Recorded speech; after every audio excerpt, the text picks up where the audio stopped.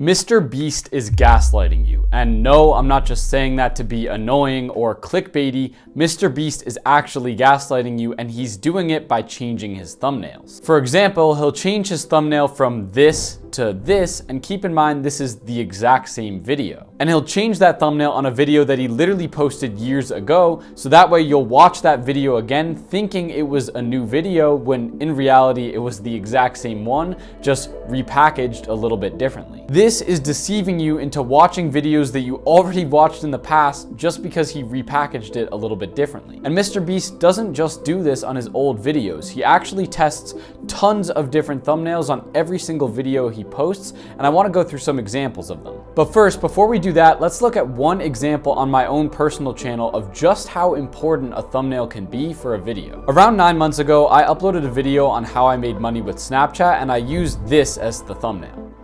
And looking back on it, this was probably the most terrible thumbnail I've ever seen in my life, but this is the thumbnail I used. We don't really need to look at the stats to know that this thumbnail won't do well. I mean, there's so much going on. My face is only taking up a small portion, and you can barely even see the Snapchat logo on the thumbnail. But just to confirm, if we look at the views on this video, in the first 5 months, it only got a couple hundred views, and this makes complete sense because why would anyone watch a video with a thumbnail that looks like this? But then the views started picking up a little bit, and I thought, you know, maybe Snapchat is more of a trending topic. Maybe I'll see if I can change the thumbnail and get more views on this video by changing it. So that's exactly what I did. With a little help of ChatGPT and a little bit of my Photoshop skills, I came up with this thumbnail. It's a huge improvement. The Snapchat logo is big and in the center, so it's really easy to see. I have a little clickbait that says pays more than YouTube, which makes people want to click it and see how that's even possible. And yeah, the thumbnail's way better, but did the statistics actually bear this out? Well, absolutely. The second I changed the thumbnail, and you can see right on this little spike right here,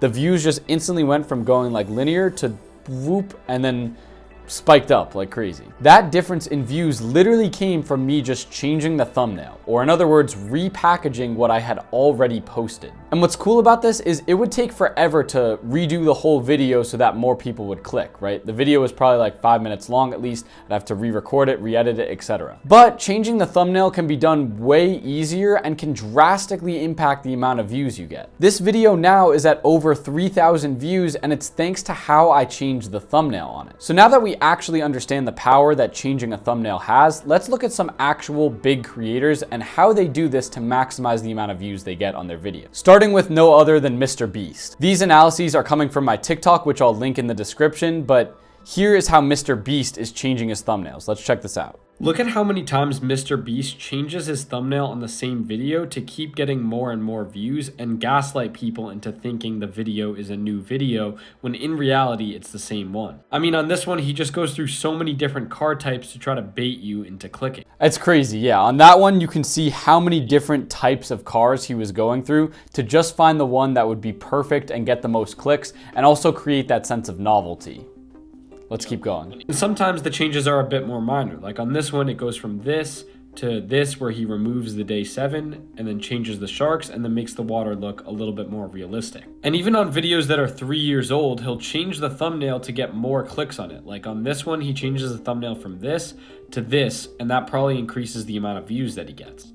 Yeah, and even those slight changes just to his face, it's crazy that he goes back on those old videos. Of course, he has a team helping him do it, but still, like, that's such a minor change on the video, yet I'm sure has a difference and baits people into watching the video again. So really smart play by Mr. Beast.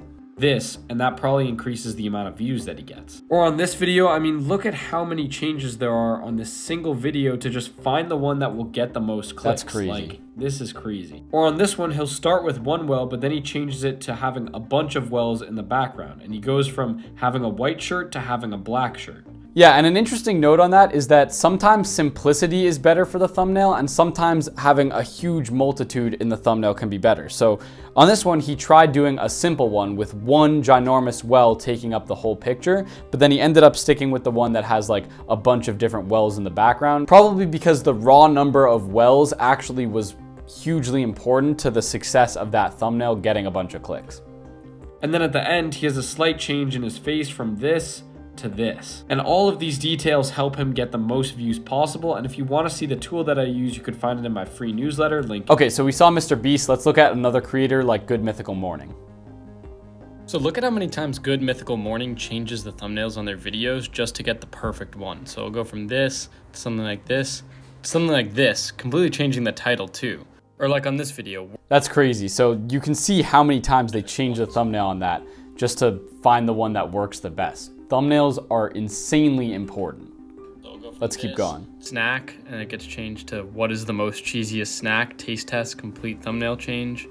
And then some it's a little more simple, like international sausage taste test with sausage balls and a United States flag, and then gets changed to sausage salad with like a Germany flag. Or just a couple more examples here. We scripted nude models, and now it's like shaded out or like pixelated, but then he changed it to something more clear that you can see. And they test between these two to see which thumbnail is actually going to perform better. And then last, that's crazy. Yeah. I wonder sometimes like whether blurring the thumbnail is actually better than keeping the end result unblurred, because blurring it makes you wonder what it is, but it might not reveal enough that it makes the person curious. So that it was interesting seeing how they changed between and actually just tested which one would do better. Last example here, we tried every pretzel flavor, so he'll go from this one to this one without the pretzel and then back to the pretzel in the thumbnail. Probably what happened is they tried this one and then they switched to this one and it ended up not actually doing better, so they switched back to this one. And if you want to see the tool I use to see the history of thumbnails, you could join. Yeah, so they'll switch back and forth. They'll try a thumbnail, they'll try a new one, and the new one won't do as well. So they'll say, you know what, we'll go back to the old thumbnail. And there was really no harm in testing it because they can always just go back and continuously get on people's browsing page with the thumbnail that they actually prefer. Okay, we'll do one more example looking at the Try Guys now. Look at how the Try Guys change their thumbnail on the same videos to get the most amount of views by finding the best possible thumbnail that people are most likely to click on. It'll go from this to something like this, and then a slight edit to something like that. And they'll even edit it for videos that are posted like 3 years ago. It went from this to this. I'm not sure why they changed the person, but yeah.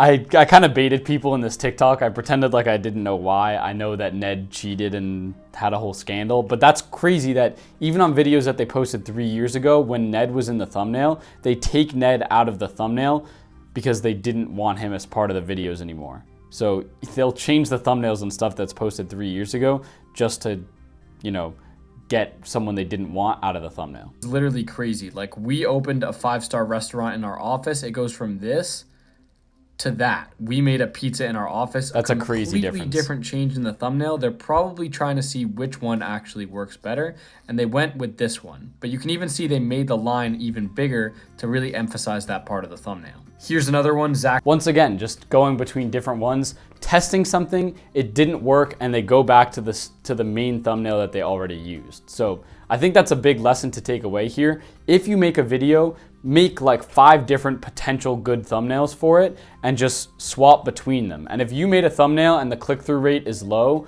or the amount of views you're getting on it is low, it's not really a huge deal because you can always change the thumbnail. On the video I made, which I showed you an example of, I changed the thumbnail 5 months after I posted it. And even then, it had a big spike in how many views it actually started getting because of how I changed the thumbnail. So if you had a video that you thought should have done well and it didn't, go back and try a different thumbnail and you might be surprised. That video might do better than you think with that new thumbnail. Anyway, I think the main lesson to take away from here is just how important thumbnails actually are. And look, we can call it whatever we want. We can call it gaslighting. We can call it baiting people. We can call it clickbait. But whatever it is, having a good thumbnail is a necessity for being popular and having success on YouTube. And by looking at what these goats are doing, like what Mr. Beast and the Try Guys and Good Mythical Morning, we see that they're testing multiple thumbnails on the same video and making even just minor adjustments between them. With the amount of work that it takes to make a thumbnail compared to the amount of time it takes to make a video,